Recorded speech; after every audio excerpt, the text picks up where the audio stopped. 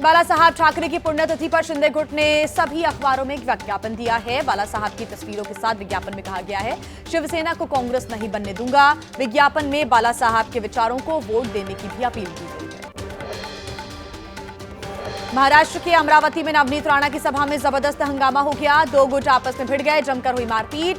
Dariyapur seat से युवा स्वाभिमान पार्टी के उम्मीदवार के चुनाव प्रचार के लिए गई थी नवनीत राणा।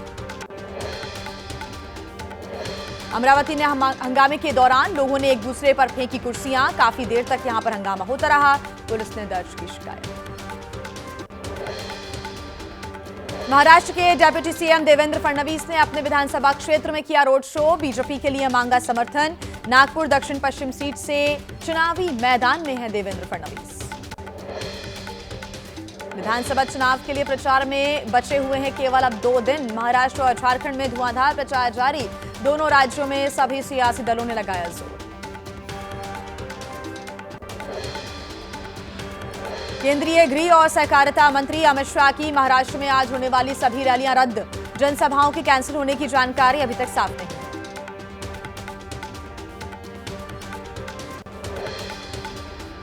प्रियंका गांधी की आज महाराष्ट्र के गढ़चिरौली में बड़ी जनसभा होनी है। 2 रोड शो भी करेंगी कांग्रेस महासचिव। नागपुर में अवस्थी चौक और गांधी गेट पर करेंगी 2 रोड शो।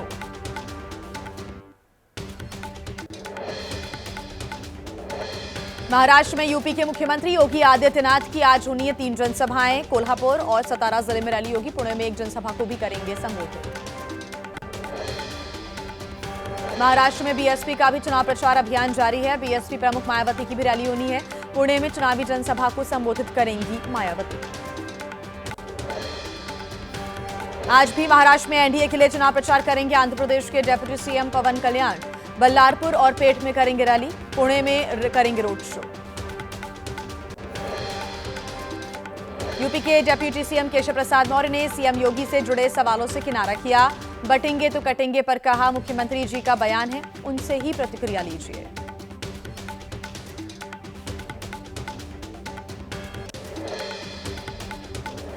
कांग्रेस नेता राज बब्बर ने लगाया आरोप, जो खुद की जमीन उत्तर प्रदेश में ना बचा पाए हो वो कह रहे हैं बटेंगे तो कटेंगे। झारखंड में अमित शाह ने सीएम हेमंत सोरेन और कांग्रेस पर निशाना साधा। राज्य में घुसपैठ बढ़ाने का लगाया आरोप। कहा, मुसलमानों को आरक्षण देने की हो रही है साजिश। मल्लिकार्जुन खड़गे ने अमित शाह पर पलटवार किया। घुसपैठियों के नाम पर आम लोगों को डराया जा रहा है। साथ ही कहा कि कांग्रेस के रहते किसी का हक नहीं मारा जाएगा। झारखंड बीजेपी के अध्यक्ष और धनबाद सीट से बीजेपी प्रत्याशी बाबूलाल मरांडी ने घुसपैठ के मुद्दे पर कहा, संथाल परगना में आदिवासियों की आबादी में 16% की कमी आई है। सरकार बनते ही एनआरसी लागू करने का दावा। बीजेपी अध्यक्ष जेपी नड्डा का झारखंड में चुनावी दौरा आज होना है। 3 रैलियों को संबोधित करेंगे। बोकारो, धनबाद और जामताड़ा में होगी नड्डा की जनसभाएं।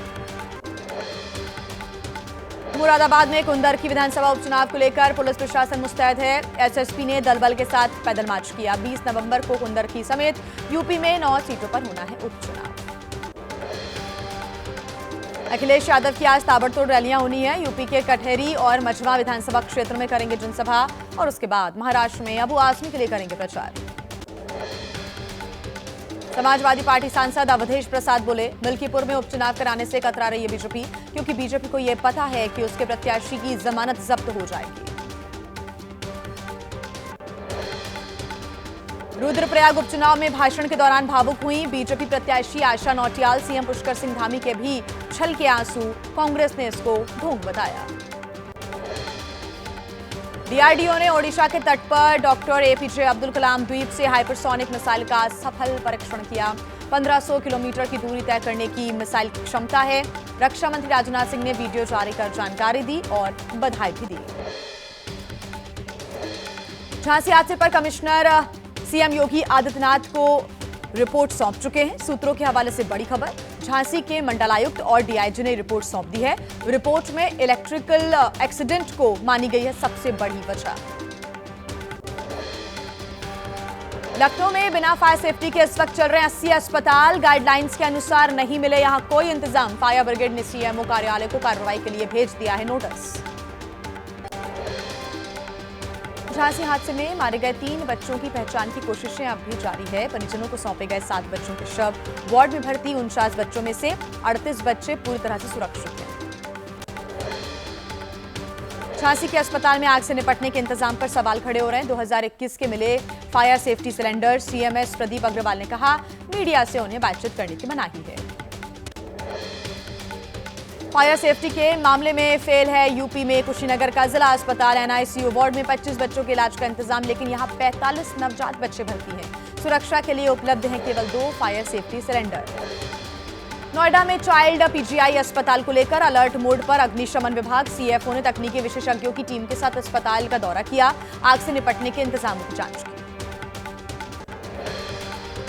फिरोजाबाद के महिला शिशु अस्पताल में फायर विभाग की जांच के बाद कहा, अस्पताल ने सुरक्षा मानकों का सही तरीके से पालन किया है। छत्तीसगढ़ के सबसे बड़े अस्पताल के हाल हैं बेहाल। फायर सेफ्टी के नाम पर मिले 2024 जुलाई में ही एक्सपायर्ड हुए सिलेंडर्स। भगवान भरोसे चलता मिला रायपुर का अस्पताल।